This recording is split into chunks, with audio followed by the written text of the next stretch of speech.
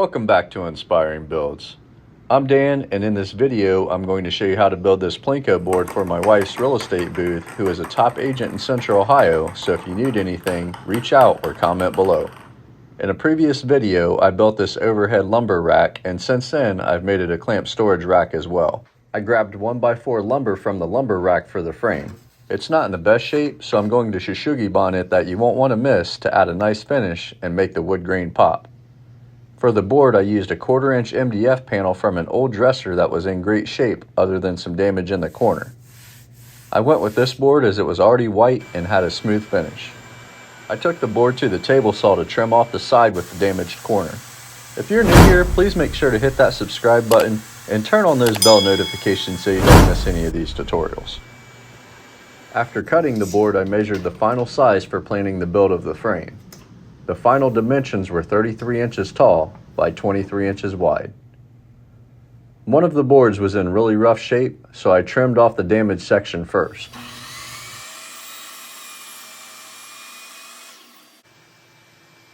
I measured and marked off at 33 inches for the side of the frame. I got this measurement as it was the height of the Plinko board.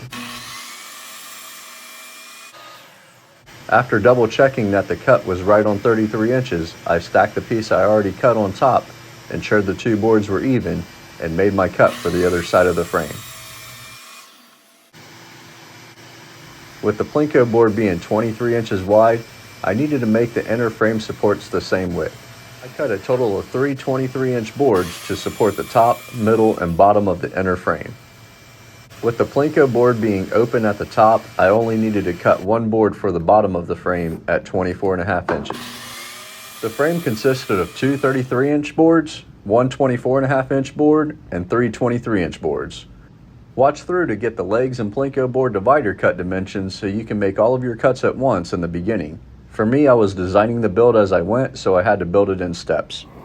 This step is optional, but is cool even to just watch. You can simply leave the lumber as is or paint or stain it.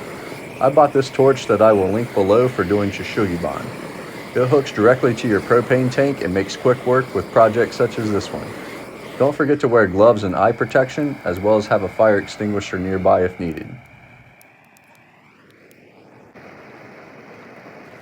Make consistent passes. You can do a light pass if you want, which I've done in the past applying a light burn, but I prefer a deep burn charring the wood as the end result looks better to me, which is just a preference. Here is the gator look I aim for, and on this project I let the sides of the boards burn a bit longer to add character. A drill and this Nylax flat brush is a game changer that I will also link below. I used to hand brush before switching over to this process, and it saved an incredible amount of time and energy. Ensure to wear safety glasses, and a mask is critical as it puts out a lot of black soot that you don't want to breathe in. I'm using a gray 80 grit brush here, but you can use the orange brush for 120 grit or the blue brush for 240 grit.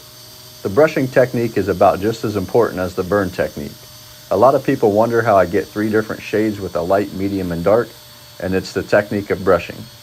You can see here I have 3 colors going on, and to make it more noticeable, hold the brush down longer on certain sections you want to make lighter.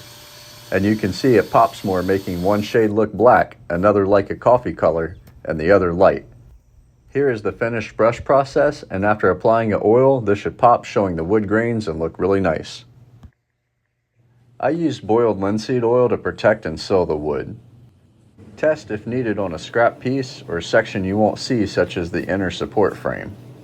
Simply pour on the oil or soak it into the rag and wipe it in. I prefer pouring it onto the wood and wiping over the surface following the direction of the wood grain. I only apply the oil to one side of the 23-inch inner support boards, as the other side will never be seen.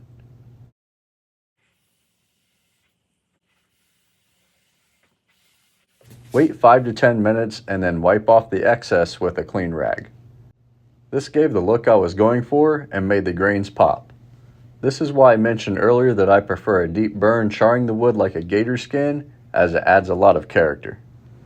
Anyone that knows me knows I always say, you're more successful with a plan.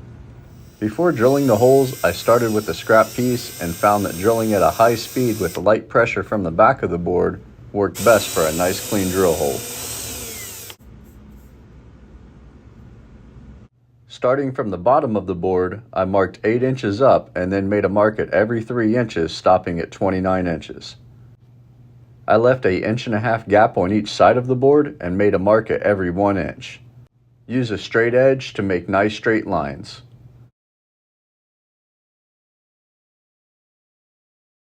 Once the grid is drawn out, mark a circle for a drill hole every other inch as shown. This will allow a 2-inch gap from side to side and a 3-inch drop. I positioned a couple pieces of scrap lumber underneath the Plinko board and used a 1/4 inch drill bit, drilling a total of 84 holes. A shop vac along the way makes for a clean process.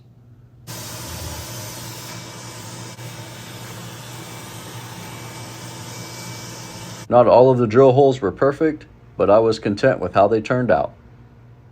I used wood glue and purchased 2-inch wood dowels and will provide the link below.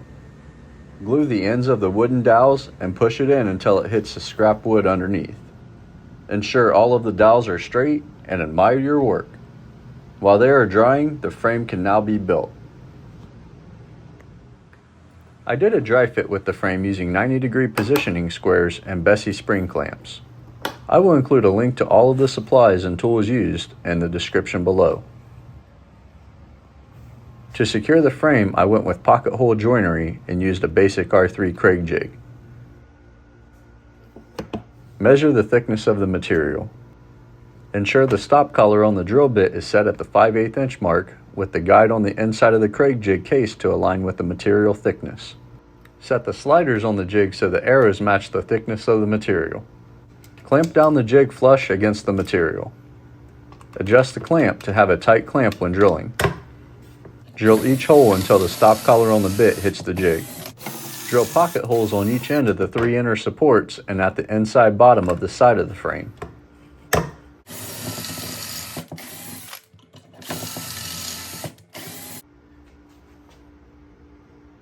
A shop vac makes a fast and easy cleanup, and I hit the pocket holes with a shop vac before securing the frame. Secure the 3 inner supports using 2 pocket hole screws on each side. The top support should be flush with the top of the side of the frame. Position the middle support in the middle of the frame, and lastly the bottom support flush with the bottom of the side of the frame. Place the 90-degree positioning squares and use clamps to hold the bottom of the frame nice and square.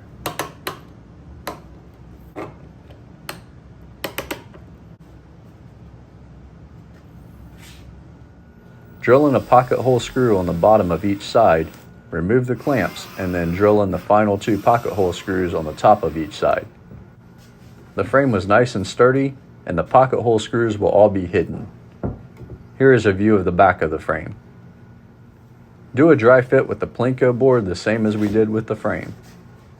No adjustments were needed. Apply glue on the inner support sections and then clamp down the Plinko board to the support sections until the glue is dry.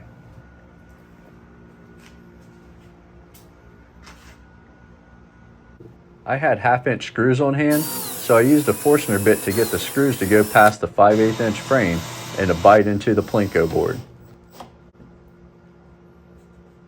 I used a total of 6 screws, placing 1 on each end of the inner supports. It felt good to get to this part of the build process. I found that a ping pong ball worked best, which was very fitting as I love a good game of ping pong. I wanted to test that the ball did not get stuck before moving on with the build, so I played the game a few times starting in different places.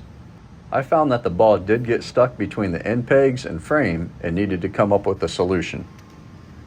Before installing the divider slots at the bottom of the Plinko board, I measured the distance between the board and the bottom of the frame. I set my table saw to that distance, which was 2 1/8 inch, and ripped it down.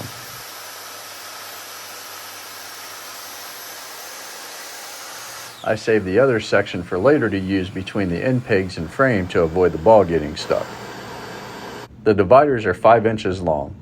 With needing to cut 6 dividers at all the same size, I set up a stop block on the miter saw. A tip if using a stop block like this is to make sure you have a small cutaway in the corner. I strongly recommend the cutaway as sawdust will get in the corner that will be hard to get out otherwise, which will then cause you to have inaccurate cuts. I did the final cut on the 5-inch dividers on the table saw, setting the saw at 45 degrees.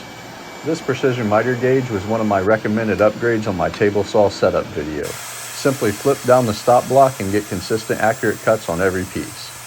This will allow the ball to drop down into the slots easier. I was finally able to determine the height of the legs so the Plinko board could stand up on its own. I measured and marked off each leg, making the cut at 26 inches. Position the Plinko board back at an angle when doing test runs that the ball doesn't fall out, and then clamp the legs down evenly on both sides. Mark the top of the leg so it's flush with the frame, and I used a speed square to mark the bottom of the leg so it would sit flush on the table. Drill a hole in the middle of the leg into the side of the frame. With using all hardware that I had on hand, I ended up having to countersink the hole with a Forstner bit to allow the screw to come out far enough on the other side. Place a screw and washer on the outside of the leg into the frame, and then a washer and wing nut on the inside of the frame. The clamp can be removed after tightening down the wing nut. Apply glue on the back and bottom of each divider, and I secured both end dividers first, clamping them down, and then using 1 1/4 inch brad nails. After both ends were installed, I measured the distance between and came up with a 3 3/4 inch wide distance for each slot. For the middle dividers, I put the brad nails in the bottom of the frame and then used a scrap piece of wood and clamped it down until the glue was dry on the dividers. While the glue was drying, I came up with a possible solution to avoid the ball getting stuck on the ends of the Plinko board. I cut 8 triangles at 45 degrees as shown on the table saw using the same precision miter gauge. The bottom of each triangle that will sit flush against the frame is 2 inches, and the top is a 1/2 inch to allow room for a couple of brad nails. Position the triangles above each end peg and evenly space them on both sides of the board. Apply glue on the back side of the triangle and put 2 brad nails in each triangle on the side of the frame, folding up the legs to allow for sufficient space. Now for a test before adding final touches.